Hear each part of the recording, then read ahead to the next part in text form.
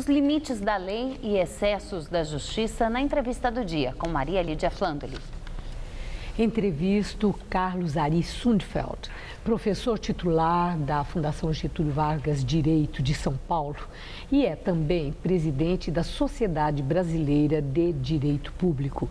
Muito obrigado, doutor Ari, por estar conosco. Bom, eu quero voltar àquele caso da prisão do ex-ministro Paulo Bernardo, que aí reacendeu a polêmica sobre excessos da justiça na questão das prisões provisórias. O ministro Dias Toffoli, do Supremo, acertou, corrigindo o eventual excesso de ministro de primeira instância da Justiça Federal, ao soltar Paulo Bernardo, ou Toffoli deu razão para a desconfiança sobre a isenção da sentença dele, como argumentam alguns advogados, principalmente porque entendem que o foro não era o Supremo, mas devia ser um tribunal regional federal. Quero ouvir do senhor se há descompasso, né, nessas decisões e ação da Justiça. Essa é uma medida excepcional, é preciso ter claro isso. E a Justiça considera que é possível dar habeas corpus de ofício, foi o que ele fez. Isto é, se um tribunal mesmo superior, pulando as outras instâncias, fica sabendo de uma grave ilegalidade que atenta contra a liberdade individual, excepcionalmente ele pode dar o habeas corpus de ofício, pulando assim então a competência dos juízes inferiores. Mas no caso cabia?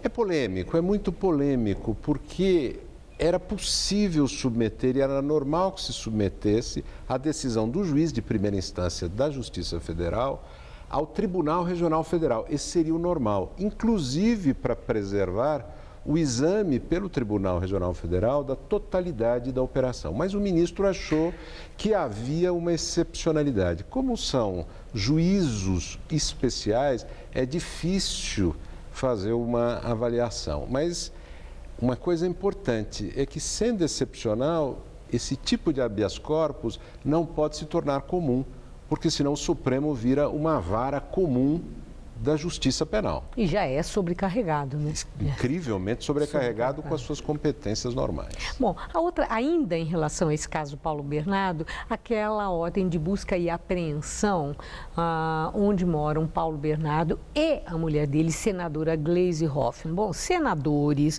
mesmo que não sejam do PT, e os aliados partidários da senadora reagiram muito fortemente, entendendo que houve aí um grande excesso da justiça. Porque ela tem foro privilegiado, Gleisi Hoffmann. O que eu quero saber é se houve desrespeito aos direitos da senadora Gleisi Hoffmann. Creio que não. Há um certo exagero dos senadores que é compreensível. Eles são muito ciosos das suas prerrogativas. E o argumento deles é de que o foro especial da senadora acaba gerando uma espécie de foro especial para a casa da senadora. Então, tudo que estiver lá é protegido por um foro especial e, portanto, na casa dela só se poderia entrar com ordem do Supremo Tribunal Federal. O marido dela não tem foro especial, ele não é senador.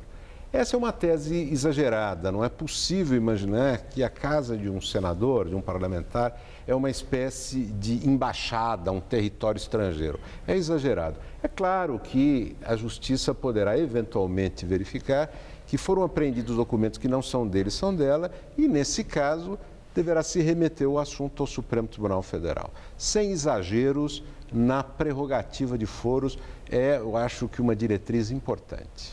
Bom, agora a Michel Temer, tanto ele próprio como os aliados de Temer argumentam que existe uma inibição para ações de governo que acelerem o processo de crescimento pelo fator interinidade. Então, o que eu quero saber é se isso é mera desculpa ou se a interinidade impõe barreiras para ações de governo do presidente em exercício. Esse é um juízo de prudência política. O presidente está falando de limites políticos e não exatamente de limites jurídicos. Se há o afastamento de um presidente titular, por qualquer razão, doença ou um processo ou uma licença, é preciso que o substituto exerça plenamente o poder, porque as coisas acontecem a todo momento e tem que ser respondidas. Quer dizer, não há limites. Não há limites jurídicos ao que se pode fazer, ainda que as medidas que o presidente da República possa tomar tenham efeitos para o futuro. Um exemplo, o presidente pode indicar ao Senado alguém que, aprovado pelo Senado, vai ser diretor de agência reguladora, vai ser juiz do Superior Tribunal de Justiça. Tem efeitos, portanto, por décadas, não é uma decisão como essa. Mas é evidente que ele tem que exercer a competência plenamente, senão o país ficaria no vácuo. Agora, politicamente, o presidente tem que entender que ele tem limites. Ele tem não só que buscar apoio ao Congresso para aprovar as suas medidas, mas tem que entender que é preciso respeitar a hipótese de o Senado não aprovar o impeachment. Então, é um limite que ele vai medindo politicamente. Bom, agora a defesa da presidente afastada Dilma. José Eduardo Cardoso diz que aquela perícia que foi feita por auditores lá do Senado mostram ausência de intenção da presidente no episódio dos decréditos dos créditos suplementares e que Dilma nunca foi alertada por órgãos técnicos que os tais decretos poderiam possibilitar uma ofensa à meta fiscal. Zé Eduardo Cardoso diz que quem não é avisado de algo não age de má fé. Eu quero saber se esse é um argumento irretorquível. É polêmico, é polêmico. O que é que está em jogo aqui?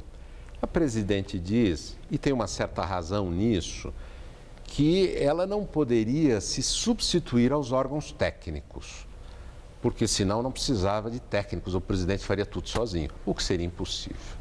Então não se pode exigir da presidente da República coisas que digam respeito a detalhes técnicos. E a defesa argumenta muito nesse sentido. Tudo que está envolvido aqui é detalhe técnico.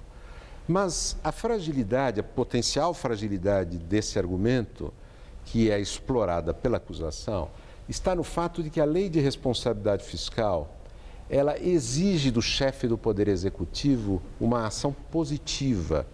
Isto é, ele tem um dever positivo de vigiar a ação da sua equipe para cobrar da equipe diligência para evitar a violação das metas fiscais e de outras regras da lei de responsabilidade, como aquela que impede que bancos públicos financiem a administração pública.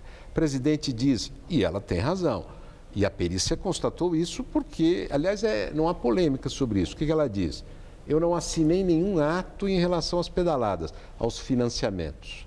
Mas ninguém acusa dela ter assinado um ato. O que o Senado vai avaliar é se ela se omitiu quando tinha um dever de agir. E, obviamente, nenhum órgão técnico disse a ela que ela podia se omitir. O tema Mas não é alguém esse. pode argumentar, assim, né, cometendo um crime de qualquer natureza?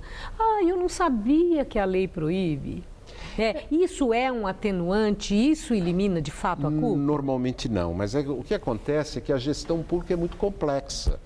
Então é preciso que os atos são assinados pelo prefeito, pelo governador, pelo presidente, sejam instruídos tecnicamente. E é normal que um ato, apesar de toda essa instrução, venha a ser considerado depois ilegal, irregular, e nem por isso se vai punir o chefe do Poder Executivo. Isso pode acontecer.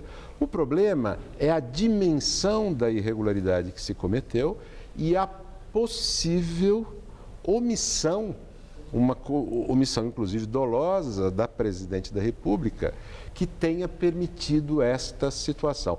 Quem vai julgar isso? É o Senado. O Senado é que vai avaliar. Mas é um julgamento político, né? É um julgamento por um tribunal político de uma questão jurídica e depois de julgar a questão política, o Senado tem de ver se, confirmada a infração, é o caso politicamente de afastar. Se ele entender que não, ele não afasta. Então, é político em dois sentidos. O tribunal é político, que analisa uma questão jurídica, mas com uma ótica também política. Eu tenho uma pergunta de um caso rumoroso agora de violência contra a mulher, que é esse que envolve Luísa Brunet. Em que ela, segundo o relato dela, denúncia formal ao Ministério Público, ela foi agredida, levou aquele soco, as imagens estão mostrando isso, etc.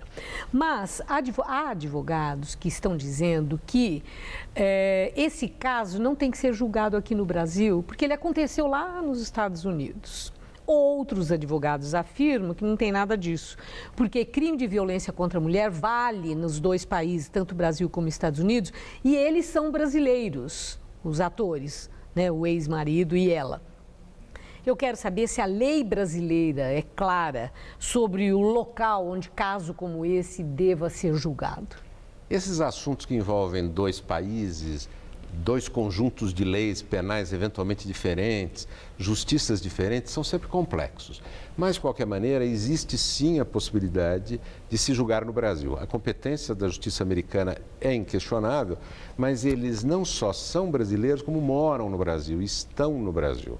Então, eu não sou especialista em direito penal para opinar por mim mesmo sobre qual é a melhor interpretação, mas existe fundamento sim, em princípio, e há entendimentos sólidos, consistentes, de que há esse fundamento na legislação penal brasileira para se fazer uma investigação e punição no Brasil. É um crime muito grave, muito sério, não é uma questão trivial e a interpretação sobre a competência tem de levar isso em consideração. Não é possível contemporizar com isto. Agradeço muito sua entrevista, seus esclarecimentos. Uma boa noite. Eu que agradeço.